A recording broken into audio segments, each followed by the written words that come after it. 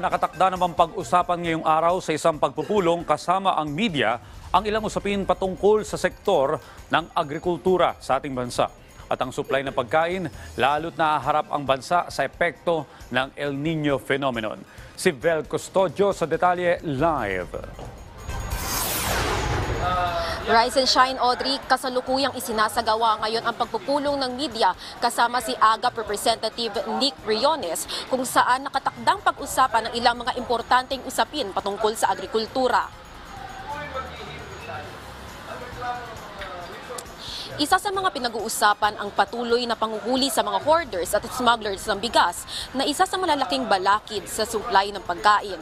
Isang maaaring maging highlight sa diskusyon ng Alliance of the Philippines and ang Rights Verification Law. Nauna nang sinabi ni Congressman Nick Briones na nai-reserba ang Rights Verification Law para magkaroon ng function ang National Food Authority sa distribusyon ng bigas, kung saan direkta na itong maipapamahagi sa mga retailers o government agencies kagaya ng kadiwa ng Pangulo.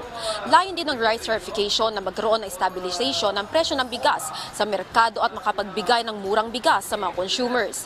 Sa ilalim ng rights verification law, ang Rice Competitive Enhancement Fund, kung saan gagamitin ng taripa para ma-improve ang rice mechanization, seed program at makapag-provide ng training sa iba pang mga programa para sa rice industry.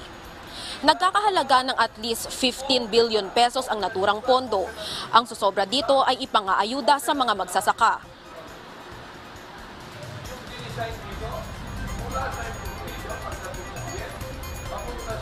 Audrey, nakatakda ring pag-usapan dito ang food security, lalo na ngayong nasa kasagsagan tayo ng El Nino. Balik sa iyo, Audrey.